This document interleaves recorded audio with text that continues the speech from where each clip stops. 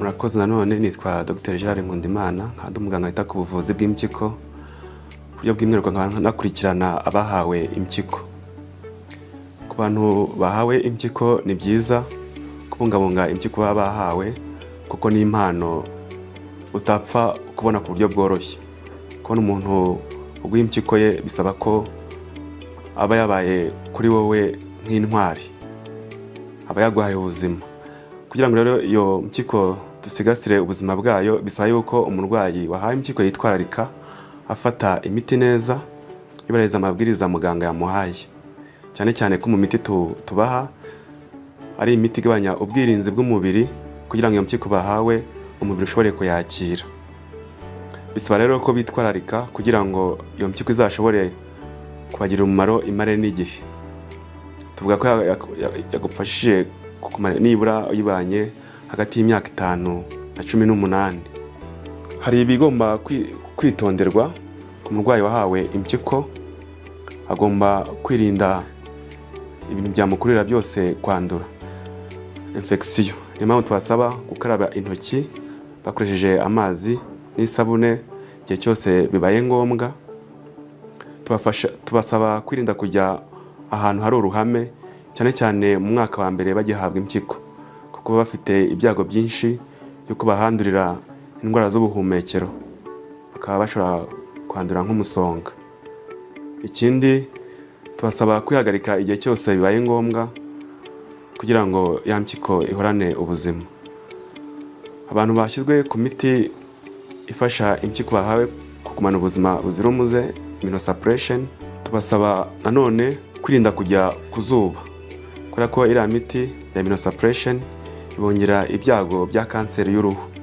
Ariyo mpamvu tubasaba kwirinda kujya ku zuba igihe bitari ngombwa, n'igihe bibaye ngombwa bakambara imyenda miremire ituma izuba ritajya ku ruhu rwabo, bakambara ingofero, byaba ngombwa bakanisiga lotion zibaproteja izuba.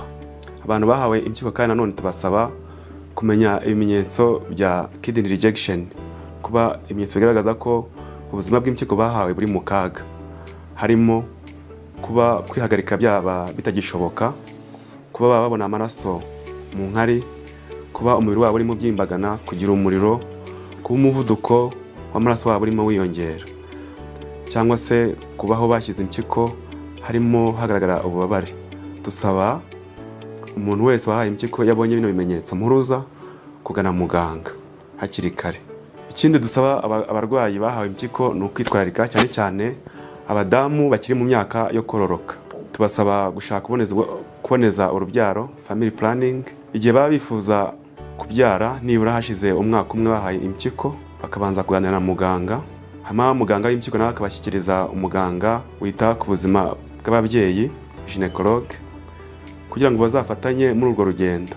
Kuko umudamu utwite akaba yarahawe impyiko, akaba ari ku miti ya immunosuppression, afite ibyago byinshi ko ashobora kuzabyara umwana ufite ibiro bikeya, cyangwa se akabyara igihe giteganyijwe kitaragera, cyangwa se akaba nawe yagira ibyo bita preeclampsia igihe atwite.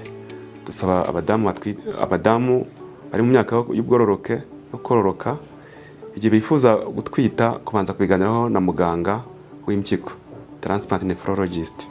Ikindi dusaba abarwayi bahawe impyiko ni ukumenya ko bwa burwayi bwatumye za mpyiko za mbere zangirika, bwa burwayi bushobora kugaruka.